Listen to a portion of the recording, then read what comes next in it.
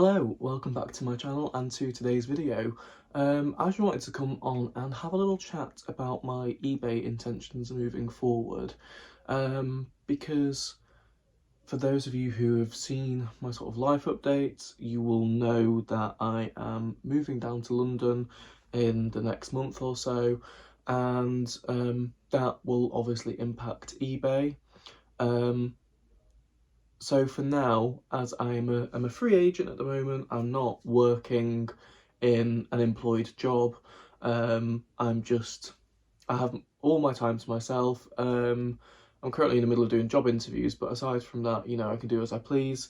And therefore I'm able to throw myself into eBay and give it as good a shot as I can, especially because it's the only income that I have coming in at the moment. Apart from a little bit from renting the house out. So yes, effectively, what I'm trying to do at the moment is manage my eBay so that I have a smaller amount of stock for when I move. The difficulty is that I am yet to find a room in London, and therefore I don't know actually how much space I'm going to have to work with. I'm just going on the assumption that I'm going to have less space to work with than I do here, given that I have pretty much an open, free reign here, open reign, because I have my nan's house that I can use for storage. I've got my room here and the office here, and it's much more likely that I'm going to have probably a small Kallax unit that I have to fit everything into, is what I'm going with when I get to London. And therefore, the way that I manage my stock now is crucial to that. Now, obviously, I do have other ways of decreasing my stock, as in selling it off in bundles to other resellers, or doing big bundles on eBay.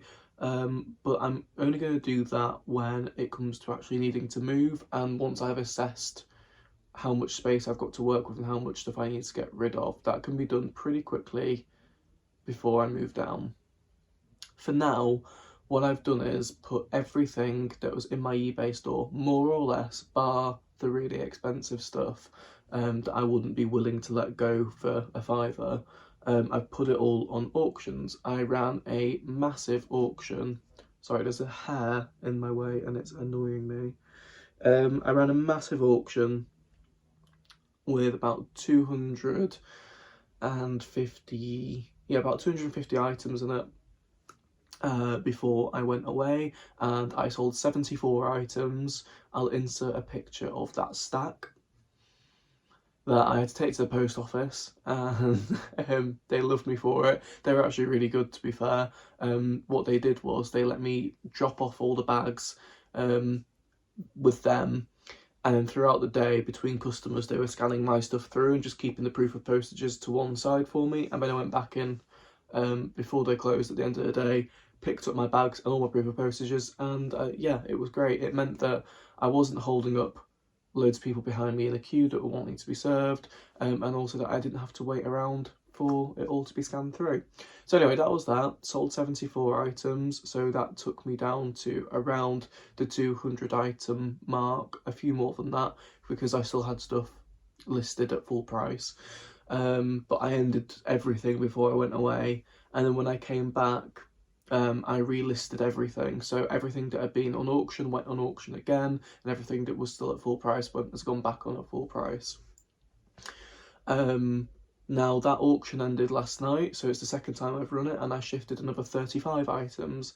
So it's now taken me down to, with a few other bits that I've sold, I'm more around the 180 item mark. I've sold a few bits on Vinted too, so yeah, just balancing it all out. So it is coming down because I was at just over 300 before I ran the first auction. So that's fantastic, and I'm going to carry on running that auction and keep my full price stuff on, because as well as that, I have all my unlisted stock. I would estimate that I have at least another 100 items of unlisted stock So the other day I photographed 35 items and I'm in the middle of putting all of those on. So my logic is that the auctions will carry on running down my older stock. And some of it was quite new. Some of it had only actually been on eBay less than a month before I went travelling. But I just did it purely based on price. Anything that was over 40 quid, I left at full price. Anything between 20 and 40 went on at £5 a starting bid. Anything between 15 and 20 went on at £3.99. 10 to 15 went on at £2.99. And everything under a tenner went on at 99p. That was my rundown of things, and that's how I've continued on with that. So yes, it does mean that I've sold some really good quality stock for a £4.99 or £3.99 starting bid, but I've had to take it because I need to get that stock gone and it's getting the money back in. Yes, I will have made a loss on some items, but on most things I've at least broken even, if not made a pound or two here or there. But I'm not thinking of it like that. I need to think of it as a completely fresh start. It's going to give me some money in the bank. I'm still selling some of the full price stuff, so that's obviously topping things up, because when you're selling stuff for £2.99 or £3.99, obviously you're not coining it in. But some of the stuff has gone for, you know, £6, £7, £8, £9, £10, so some items have done better. And that is how I'm moving along through the summer. So I'm going to be listing more full price stuff and just letting these auctions run continuously until we get to mid-August. Hopefully by mid-August I will have found where I'm living, because I need to be in it for the end of August, start of September.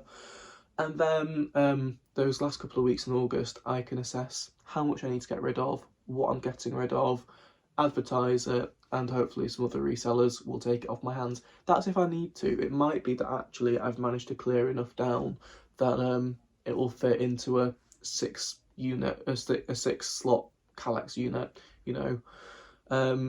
So yeah, that is my eBay strategy at the moment. My usual strategy, you know, as I've just been going along, is that I actually list stuff for pretty high. I never want to be the highest price for that item on eBay, because you need to have some level of competition, but I certainly don't lowball things. Whereas now, obviously, I'm selling stuff off super cheap on these auctions. My listings, I am putting them on at a little bit less money than I would usually, you know, maybe 10% less than I usually would do, just to get things moving a bit more.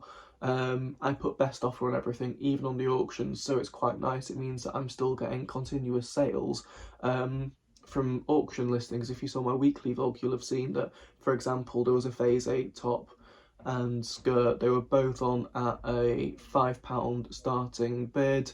I got offered £9 for each item, so £18 total, and I took it because, yeah, absolutely fine. It's almost double the starting bid. So things like that. It's just topping up the funds for me, but also reducing stock down. So yeah, it's a bit of a balance between keeping stuff on at decent prices, but I think as well that these auctions are helping with my traffic. Obviously, to get 35 sales in one go and 74 sales the time before I went travelling, the algorithm, I think, has sort of gone in my favour slightly from that traffic of selling all that stuff. So yeah, that is my eBay strategy at the moment. That's my eBay plan. Obviously things could change, but I'm happy with how things are going for now. I just need to get listing and get all of my backlog on there so it can be actually making me some money rather than sat around in bags for life. So, quite a short one today from me for a change. Hope you enjoyed. Feel free to let me know your eBay strategy and how you play things, and also if you've got any tips or advice for what you do if you're in my position, because there might be things I've not thought of. But yes, thanks for watching, have a lovely day, and I'll see you all again soon with another video.